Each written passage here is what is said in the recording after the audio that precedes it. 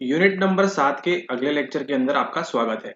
अभी तक आप पढ़ रहे थे स्मृति के बारे में और स्मृति किस प्रकार से बनती है, बिगड़ती है, और आपको बताई थी 4 चीजें। ठीक है, पहली, दूसरी, तीसरी और चौथी।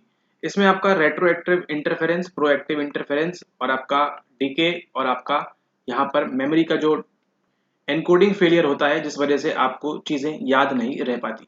ये 4 प्रमुख कारण आपने देखे थे। तो चलिए अब उसके इतिहास में चलते हैं और अब थोड़ी सी अध्ययन करते हैं। ये जो स्क्रीन के ऊपर आप देख रहे हैं, ये है हरमन एबिंगहाउस।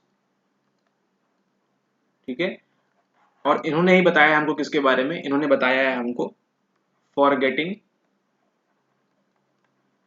कर्व के बारे में।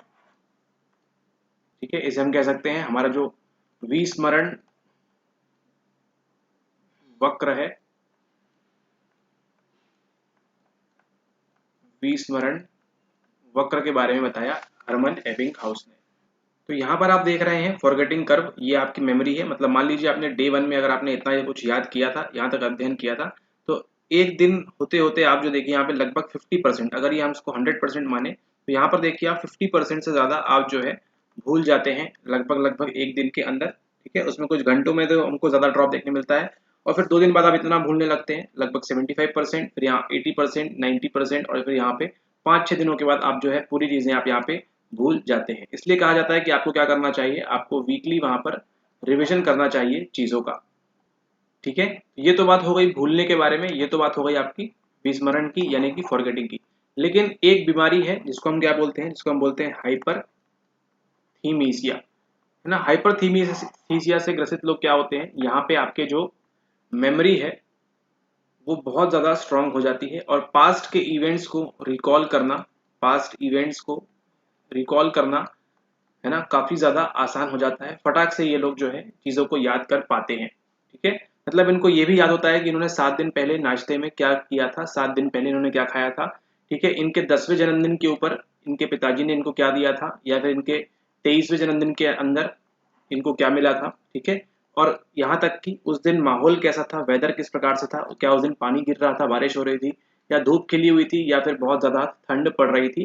तो जो भी वेदर मौसम वगैरह रहता है वो भी ऐसे लोगों को याद रहता है पर्टिकुलर डेट्स का। ठीक है, उसी में से एक नाम निकल के आता है हमारे पास, क्या हमारे पास निकल के आता है, ब्रैड विलियम्स। ठीक है, ब्रैड विलियम्स एक ऐसा ही शख्स था जो किससे ग्रसित था, जो ग्रसित था हाइपर थीमिसिया से। ठीक है, इसको सारी चीजें याद रहती थी कि इसने 7 दिन पहले क्या खाया, 8 दिन पहले क्या खाया, सुबह नाश्ते में क्या खाया था, 2 साल पहले क्या खाया था उसने, है ना। इसके जो भी पास्ट इवेंट थे उनसे वो काफी ज्यादा रिलेटेड रहता है, उनको ही याद करने में उसका समय ज्यादा से ज्यादा चला जाता था। ठीक है, तो क्या बताइए, क्या ये अच्छी बात है या ये बुरी बात है ना। देखिए, किसी भी चीज की जब अति हो जाती है, एक्स्ट्रा जो चीज हो जाती है, तो क्या होती है, वो खराब होने लगती है। आप भी चाहते हैं कि आपका जो कंप्लीट सिलेबस है वो आपको याद रहे, है ना, लेकिन ऐसा पॉसिबल नहीं है, प्रैक्टिकली ये पॉसिबल नहीं है कि आपको सारी चीजें एग्जैक्टली याद रहे। ठीक है, इसलिए तो आप ह्यूमंस है। अदरवाइज आपको भी क्या, अगर आपको ऐसी चीजें याद हो जाए, ठीक है, मान के चलिए आपको एंशियंट इंडिया से लेके आज तक की मॉडर्न इंडिया की आपको सारी चीजें आपको लाइन बाय लाइन रटी हुई हैं। ठीक है, तो आपका देखिए ब्रेन के अंदर भी क्या है, एक स्पेस है। ठीक है, ब्रेन के अंदर भी एक स्पेस है, क्योंकि हम उसको मोल्ड कर सकते हैं, बना सकते हैं उसके अंदर चीजें, इसलिए हम कितनी भी इंफॉर्मेशन डालें वो झेल लेगा। लेकिन उसकी भी क्या होती है, एक कैपेसिटी होती है। ठीक है, अगर आप हर चीज को याद रखने लग जाए, आपने पेन कहाँ पे रखा है, ठीक है, 8 दिन पहले आपने नहाया था या नहीं नहाया था, ठीक है, 12वें दिन आप कहाँ घूमने गए थे, ठीक है, इस प्रकार का कोई भी इवेंट अगर आप इतनी बारीकी डिटेल से याद रखेंगे तो आप बाकी का जो सिलेबस का आपका है वो सब कब पढ़ेंगे। ठीक है, वो सब पढ़ने के लिए समय नहीं मिलेगा। और मान लीजिए अगर आपने सिलेबस का इस तरह से याद कर लिया सारी चीजें, तो बाकी जो रोजमर्रा की जिंदगी है ना, कि पेन कहाँ रखा है, पेंसिल कहाँ रखी है, या फिर एक्सेट्रा कुछ भी चीजें हैं, उस सब में क्या होगा, आपको काफी ज्यादा दिक्कत आएगी। ठीक है, तो पढ़ना और भूलना एक नॉर्मल प्रक्रिया है। ठीक है, इसको आप ध्यान रखें। और जब ये नॉर्मल नहीं रहता, केवल आपको सारी चीजें आपको याद रहती हैं, तो उसको हम क्या बोलते हैं, उस बीमारी को, उसको हम बोलते हैं हाइपरथीमिसिया। हाइपर मतलब बहुत ज्यादा, है ना, और थीमिसिया यहाँ आपके स्मृति से संबंधित होता है। ठीक है, इसके बाद आते हैं आपके हरमन एबिंगहाउस, जिन्होंने सबसे पहले स्मृति के इस विस्मरण के बारे में स्टडी की थी। ठीक है, पहले रिसर्चर थे जो किसके बारे में अध्ययन कर रहे थे, आपके विस्मरण के बारे में अध्ययन कर रहे थे, फॉरगेटिंग के बारे में आपके अध्ययन कर रहे थे सबसे पहले कौन, आपके हरमन एबिंगहाउस।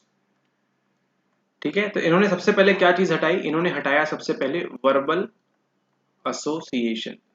ठीक है, सबसे पहले क्या हटाया इन्होंने, वर्बल एसोसिएशन इन्होंने हटाया। क्यों? क्योंकि इस वजह से क्या होता है, आपको चीजें याद आ जाती हैं। ठीक है, इस वजह से क्या होता है, आपको चीजें याद आ जाती है। मतलब मान के चलिए आपसे पूछा जाए कि इंद्रधनुष में कितने रंग होते हैं, ठीक है, आप शायद उत्तर ना दे पाए, लेकिन जैसे ही आपके सामने ये लिखा जाए विबग्योर, तो अब आपको जो है पूरा चीजें आपको याद आ जाएंगी, कौन कौन से रंग होते हैं वो आपको पूरा याद आ जाएगा। ठीक है, उसी प्रकार से अगर हम बोलते हैं बिग, तो आप क्या कर सकते हैं, यहाँ पे बॉस आप ऑटोमेटिकली लगा सकते हैं, क्योंकि इसने क्या किया, इसने आपको साहचर्य प्रदान किया आगे की चीज को याद करने के लिए। ठीक है, इसने क्या किया, आपको एड किया, इसने आपको मदद किया। ठीक है, फिर जैसे ही हम बोलेंगे वार्म करंट या फिर हम बोलेंगे कोल्ड करंट, तो आपके दिमाग में क्या घूमेगा, इस प्रकार से जो आपकी ज्योग्राफी में मैप था, ठीक है, इस प्रकार से ये जो है आपका इस प्रकार से आपके दिमाग में घूमने लगेगा कि करंट कहाँ से कहाँ जाता है, ये आपका इंडियन पेनिनसुला है, कहाँ से क्या चीजें होती हैं वो आपके दिमाग में चला जाएगा। तो इसने क्या किया, इस डायग्राम ने क्या किया, आपको एड किया, इसने आपको मदद किया किसमें, रिमेम्बर करने के लिए, है ना, चीजों को याद करने के लिए क्या किया, इसने आपको मदद की। लेकिन हरमन एबिंगहाउस ने क्या बोला कि अगर इस प्रकार से होगा तो सभी को याद कर लेगा, लेकिन हम चाहते हैं, तो इसलिए उन्होंने क्या निकाला, इसलिए उन्होंने वहां पे निकाला नॉनसेंस सिलेबल। मतलब उन्होंने कौन सी चीजों को याद किया जिनका कोई अर्थ नहीं था, है ना, अर्थविहीन शब्द, है ना, अर्थविहीन शब्दों का उन्होंने क्या किया, वहां पर इस्तेमाल किया, जैसे GEX, है ना। अब आप उसको याद करिए GEX, फिर देखेंगे कि आपको कितना याद रहता है, आपकी मेमोरी कितनी स्ट्रांग है ना। WOL, आप लो को तो याद कर लेंगे, लो आपको जीवन भर याद रहेगा, लेकिन WOL आप देखिए कब तक याद रहेगा। इस प्रकार से उन्होंने निकाला होगा SXE, ठीक है, ये निकाला सिलेबल, या फिर AFS। इस प्रकार के सिलेबस से क्या किया उन्होंने, इस प्रकार से लाइन से वो बनाते गए और फिर उनको याद किया, पूरी लिस्ट बनाई उन्होंने, इस सिलेबल्स की लिस्ट ऑफ सिलेबल्स बनाया और फिर क्या किया, उनको याद किया और फिर देख रहे थे कि उनको कितना समय तक याद रहता है। ठीक है, तो वो क्या करते थे वहां पे, वो इन चीजों को याद करते थे और फिर उनको रिकॉल करते थे, उनको कितना याद है, और इस प्रकार से वो वहां पे ग्राफ बनाते थे। तो जो भी आपने ग्राफ देखा ये आपका था, उन्होंने ग्राफ देखा आपने, कुछ इस प्रकार से वो ग्राफ बना था। मतलब लर्निंग करने, आपने यहाँ पे लर्निंग किया, लर्निंग करने के कुछ समय बाद ही, लगभग आपके तुरंत बाद ही जो है आपका क्या हो जाता है, फॉरगेटिंग स्टार्ट हो जाती है ना। पढ़ने के तुरंत बाद ही आप जो है भूलना स्टार्ट कर देते हैं। ठीक है, जो चीज आप एसोसिएट नहीं कर पाएंगे, जो चीज आप रिलेट नहीं कर पाएंगे, वो तो आप बहुत जल्दी भूल जाएंगे, और जिनको आप थोड़ा सा याद रख पाएंगे, मान लीजिए WOLF, है ना, इसको आप याद करेंगे तो इसको थोड़ा सा आप लेट भूलेंगे, यहाँ पे कहीं भूलेंगे। ठीक है, लेकिन अगर मान लीजिए FLWO ऐसे लिखा हुआ है तो आप उसको यहीं पे भूल जाएंगे, पढ़ने के तुरंत बाद ही आप भूल जाएंगे कि हमने ऐसा भी कोई शब्द पढ़ा था। तो इसी प्रकार के जो उन्होंने जो ग्राफ बनाया, इसी को हम क्या बोलते हैं, इसी को हम बोलते हैं कर्व ऑफ फॉरगेटिंग, है ना, विस्मरण का वक्र इसी को कहा जाता है। ठीक है, तो क्या देखा गया कि आपकी जो फॉरगेटिंग है, आपका जो विस्मरण है, ये लर्निंग के, आपके अधिगम के तुरंत मतलब पहले घंटे में ही हमको ये सबसे ज्यादा देखने मिलता है, विस्मरण। ठीक है, आपने चीजें याद की, पढ़ा आपने, और पढ़ने के तुरंत 1 घंटे बाद ही हमको विस्मरण सबसे ज्यादा देखने को मिलता है। ठीक है, और फिर धीरे धीरे यहाँ पे ये कम होता जाता है। ठीक है, यहाँ पे देखिए कितना ड्रॉप हो गया, और उसके बाद यहाँ पे धीरे धीरे यहाँ पे कम होता हुआ चला जा रहा है। ठीक है, इसके पहले क्या कहा था उन्होंने, एबिंगहाउस ने क्या कहा था कि आपको चीजें याद करने के लिए जरूरी नहीं कि आप जो है अपने पढ़ाई के सेशंस कैसे रखें, आप उसको लंबे रखें, उनको लॉन्ग रखें, ऐसा बिल्कुल भी जरूरी नहीं है। मतलब अगर आप साइकोलॉजी पढ़ रहे हैं तो 3 घंटे लगातार पढ़ेंगे तो आपको कुछ भी याद नहीं रहेगा। इसके बजाय आप 25 to 30 मिनट्स के सेशंस बनाएंगे, छोटे छोटे ऐसे 1-2 सेशंस बना लेंगे तो आपको ज्यादा चीजें आपको वहां पर याद रहेंगी, क्योंकि एट द लास्ट क्या होने वाला है, आप भूलने ही वाले हैं। ठीक है, मतलब मान लीजिए आपने 3 घंटे पढ़ा है, 3 घंटे पढ़ा आपने, और जितना आप पढ़ा उसका मान लीजिए आपको 2-3 घंटे का तो आप स्टार्टिंग में ही भूल जाएंगे आप। ठीक है, तो ऐसा पढ़ने का क्या मतलब, इसलिए बोलते हैं वो क्या करनी चाहिए आपने वहां पे, आपने करनी चाहिए डिस्ट्रीब्यूटेड प्रैक्टिस। ठीक है, यानी क्या कर दिया आपने, आपका जो प्रैक्टिस सेशन था 3 घंटे का, या आपके 3 आवर्स है, इसको आपने क्या कर दिया, हाफ आवर 30 मिनट्स, यहाँ पे 30 मिनट्स, यहाँ पे 30 मिनट्स, यहाँ पे 30 मिनट्स। ठीक है, इस प्रकार से क्या कर दिया आपने, उसको बांट दिया। इसी को क्या बोला है उन्होंने, इसी को 1885 में उन्होंने बोला है डिस्ट्रीब्यूटेड प्रैक्टिस। ठीक है, आपने क्या कर दिया, आपकी जो प्रैक्टिस थी आपकी, उसका आपने डिस्ट्रीब्यूशन कर दिया है। तो आप चीजें आपको क्या रहेंगी, ज्यादा समय तक के लिए याद रहेंगी, और आपके ब्रेन पे भी जो है केवल 30 मिनट का डेटा जाएगा, आधे घंटे का उसमें लोड जाएगा, तो उस पर भी आपके ब्रेन के ऊपर भी प्रेशर नहीं पड़ेगा। ठीक है, तो जब भी आप पढ़ाई के सेशन करें, उनको कैसे में करें, आप डिस्ट्रीब्यूटेड प्रैक्टिस करें, उनकी छोटे छोटे सेशंस में पढ़ें, बजाय इसके कि आप जो है लंबे 3-4 घंटे 8 घंटे के लेक्चर्स देख रहे हैं और पढ़ रहे हैं। ठीक है, तो ये सब बात हमको किसने बताई? ये सब बात हमको बताई मिस्टर हरमन एबिंगहाउस ने फॉरगेटिंग कर्व के बारे में, विस्मरण के वक्र के बारे में। इसके बाद देखिए हम बातेंगे कि हम भूलते क्यों हैं, भूलने के कारण क्या है, ठीक है, विस्मरण के कारण क्या है, रीजंस टू फॉरगेट क्या है। ऑलरेडी आपने 4 पढ़ के रखे हैं। सबसे पहला जो आपके सामने आता है वो है आपका कूट संकेतन विफलता, यानी कि आपका एनकोडिंग फेलियर। आप उस जानकारी को क्या नहीं कर पाए, उसको आप एनकोड ही नहीं कर पाए। संकेतन विफलता, ठीक है। आपने क्या किया, वो जो आपकी जानकारी है उसको आपने एनकोड ही नहीं किया प्रॉपरली, तो वो स्टोर कैसे हो पाएगी, ठीक है। तो सबसे पहले भूलने का कारण, इसको भूलने का कारण तो नहीं कहेंगे, लेकिन फिर भी अगर आपने एनकोडिंग ही नहीं किया तो आपको याद ही नहीं आएगा, तो मतलब वही बात है कि आप भूल जा रहे हैं, है ना। कूट संकेतन विफलता इसे कहते हैं।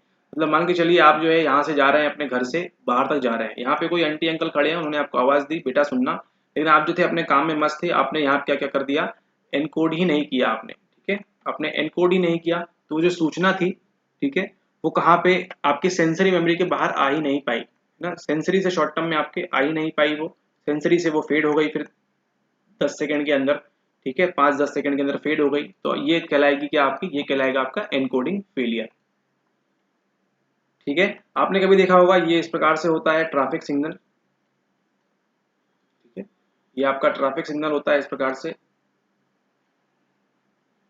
तो कभी आपने देखा होगा वहां पे ऑरेंज बत्ती जलती है, फिर भी क्या होते हैं वहां पे लोग रुक जाते हैं, ठीक है। जस्ट एग्जांपल बता रहे हैं आपको, वहां पे फिर भी लोग रुक जाते हैं, वो क्यों?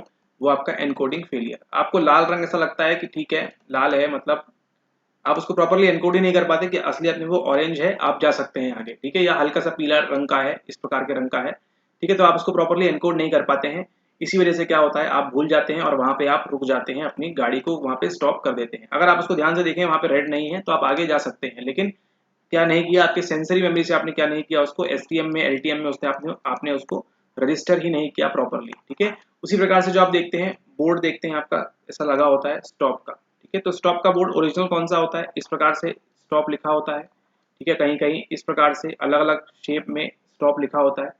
तो ओरिजिनल स्टॉप कौन सा होता है उसकी भी क्या नहीं करते हम प्रॉपर्ली एनकोडिंग नहीं करते, इसलिए आप उसको बता नहीं पाएंगे कि जो ग्लो साइन के जो बोर्ड होते हैं, साइन बोर्ड देखा होगा आपने रोड में रास्ते में चलते हुए, वो किस प्रकार से ओरिजिनली होते हैं वो बताना काफी ज्यादा मुश्किल हो जाता है, ठीक है।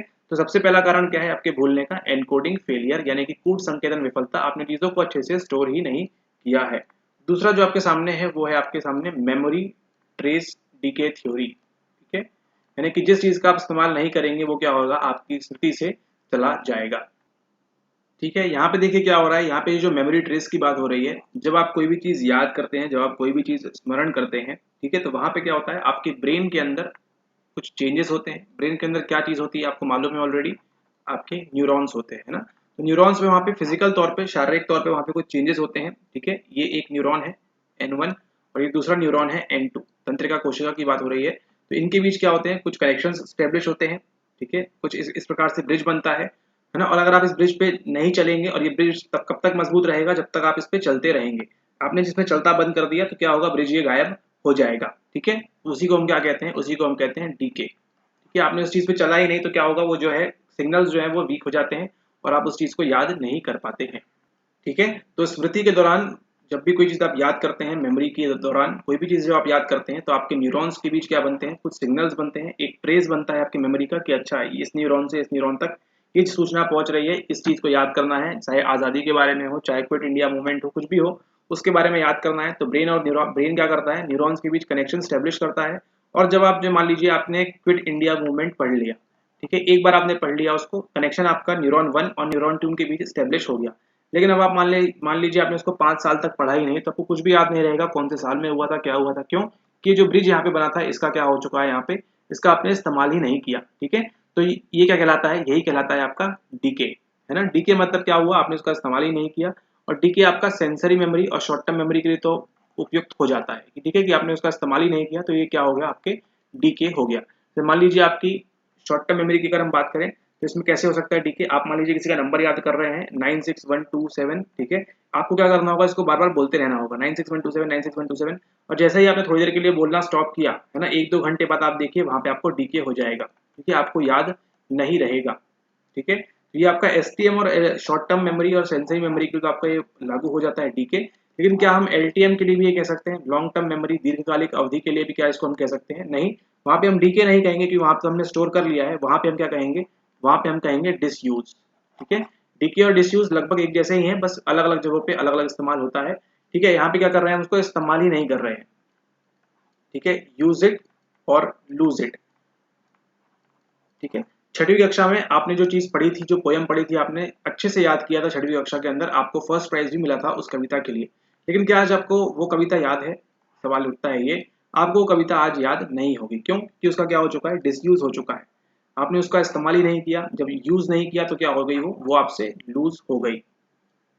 ठीक है, तो इन कारण से भी क्या होता है, आपको फॉरगेटिंग हो जाएगी। जब आपने कोई चीज इस्तेमाल ही नहीं की तो आपको याद ही नहीं आएगा, याद नहीं आएगा तो क्या होगा, आपका यहाँ पे विस्मरण हो जाएगा। तो दो प्रकार से आपने देख लिया, पहला देखा आपने एनकोडिंग फेलियर यानी कि कूट संकेतन विफलता, और दूसरा आपने देखा क्या चीज, दूसरा आपने देखा यहाँ पर कि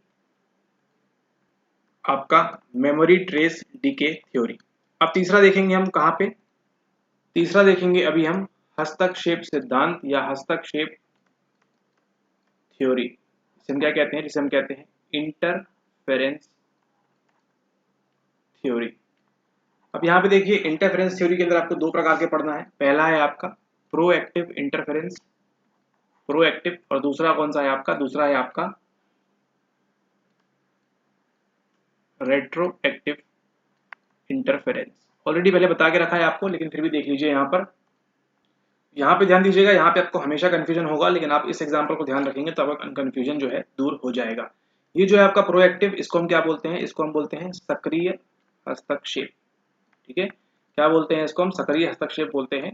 तो यहाँ पे देखिए एग्जाम्पल की बात करें, पहले हम देखेंगे प्रोएक्टिव इंटरफेरेंस के बारे में, यानी कि हस्तक्षेप किस प्रकार से होता है। मतलब आप ही की मेमोरी है और आप ही को चीजें याद नहीं करने देगी, आप ही को वो फॉरगेटिंग करा देगी। ठीक है, कैसे देखते हैं, मान के चलिए आप चला रहे हैं किसी एक्स कंपनी का मोबाइल। ठीक है, एक्स कंपनी का आप मोबाइल चला रहे हैं और उसमें इस प्रकार से होता है। ठीक है, और ये मान लीजिए ये बैक का है और ये ऐसा कुछ साइन बना हुआ है यहाँ पे। ठीक है, ये आपका है कौन सा बटन, ये आपका है बैक वाला बटन। ठीक है, आज आप चला रहे हैं ये मोबाइल, जिसमें बैक वाला बटन कहाँ पे है, यहाँ पे। मतलब आप बैक कैसे करते हैं, इस की को प्रेस करके आप जो है टच में अपने बैक करते हैं। ठीक है, अब क्या होता है, आपका ये मोबाइल टूट जाता है, आप लेते हैं नया मोबाइल, और नया मोबाइल में जो है आपके अब ये जो बैक की है ये यहाँ पे आ चुकी है। ठीक है, और ये है इस प्रकार से। ठीक है, अब ये जो बैक की यहाँ पे आ चुकी है, तो अब क्या करेंगे आप, फिर भी सोचिए, कभी ना कभी तो आपके साथ ऐसा हुआ होगा। आप कहाँ प्रेस करेंगे, आप इसी बटन को बार बार प्रेस करेंगे बैक करने के लिए, है ना। शुरू के 2 3 4 दिनों में हमारे साथ ऐसा ही होता है। क्यों? कारण क्या है, कारण है प्रोएक्टिव इंटरफेरेंस, यानी कि हस्तक्षेप हो रहा है वहां पे किसका, हमारी जो ओल्ड इंफॉर्मेशन थी, जो हमारी ओल्ड इंफॉर्मेशन थी, वो हमको क्या दिक्कत में, क्या किस चीज में दिक्कत पैदा कर रही है, न्यू इंफॉर्मेशन को एंटर करने के लिए। ठीक है, तो आपकी जो पुरानी सूचना थी, ओल्ड इन्फॉर्मेशन थी, पुरानी जानकारी जो थी आपकी, पुरानी सूचना जो आपकी थी, वो क्या कर रही है, वो हस्तक्षेप कर रही है किसमें, नई सूचना की आने के लिए और उसके रिट्रीवल के लिए। ठीक है, इसी के रिट्रीवल के लिए, उसी के पुनर्स्मरण के लिए भी आपको क्या कर रही है, दिक्कत पैदा कर रही है। आप जो बैक का बटन है बार बार यहाँ पर दबा रहे हैं।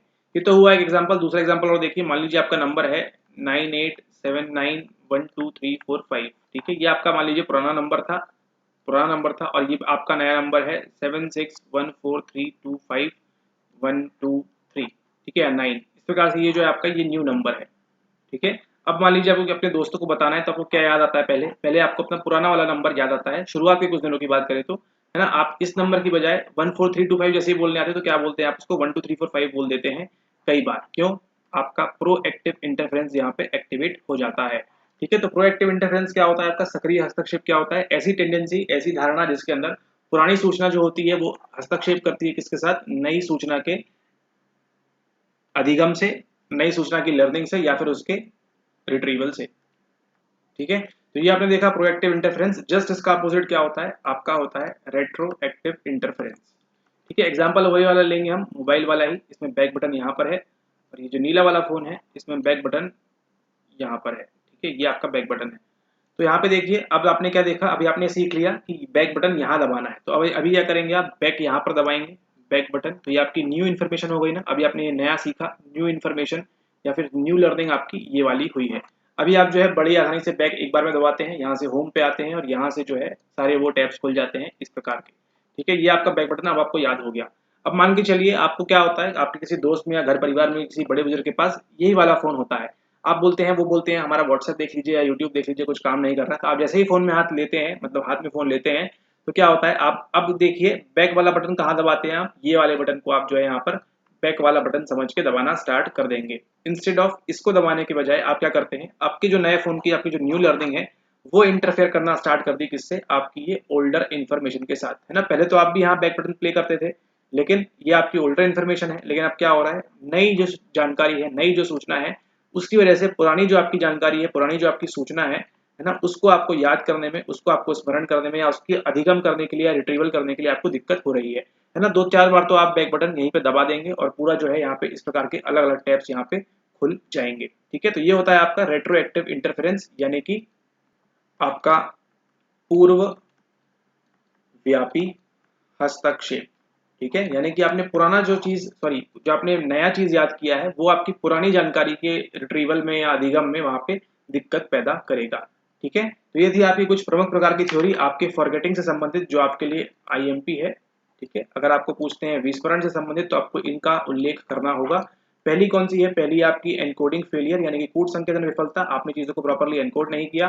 दूसरी कौन सी है आपकी, दूसरी आपकी डीके या डिसयूज ना, इस्तेमाल ही नहीं कर रहे हैं उसका आप, डीके या डिसयूज थ्योरी। और तीसरी जो आपके पास है, वो है आपके पास इंटरफेरेंस थ्योरी, यानी कि हस्तक्षेप का सिद्धांत। हस्तक्षेप के अंदर भी आपके पास दो हैं, एक है आपका सक्रिय, ठीक है, और ये है आपका कौन सा, ये है आपका पूर्वव्यापी। पूर्वव्यापी में क्या होगा, नाम से समझिए, पूर्वव्यापी में क्या होगा कि पूर्व की जो जानकारी है उसको याद करने में दिक्कत होगी। क्यों, क्योंकि आपने नई चीज की लर्निंग ले ली है ना, न्यू लर्निंग आपने ले ली है, यहाँ पे टेक प्लेस हो गई है। और सक्रिय वाले में क्या होता है, सक्रिय वाले में आपकी जो ओल्डर इन्फॉर्मेशन है ना, उसकी वजह से आप जो है न्यू इन्फॉर्मेशन को लर्न नहीं कर पाते है ना। यहाँ पे ओल्ड की वजह से आप जो है न्यू लर्न नहीं कर पाएंगे, ये आपका प्रोएक्टिव और ये आपका रेट्रोएक्टिव। यहाँ पे क्या होगा, ओल्ड की वजह से आप न्यू याद नहीं कर पाएंगे, और यहाँ पे क्या होगा, न्यू की वजह से आप ओल्ड चीज को याद नहीं कर पाएंगे। और इन दोनों ही वजह से क्या होगा, आपकी फॉरगेटिंग का फेलियर होगा, फॉरगेटिंग फेलियर यानी विस्मरण का हास यहाँ पर होगा। ठीक है, इस बात को आप ध्यान रखें। ठीक है, इसी के साथ साथ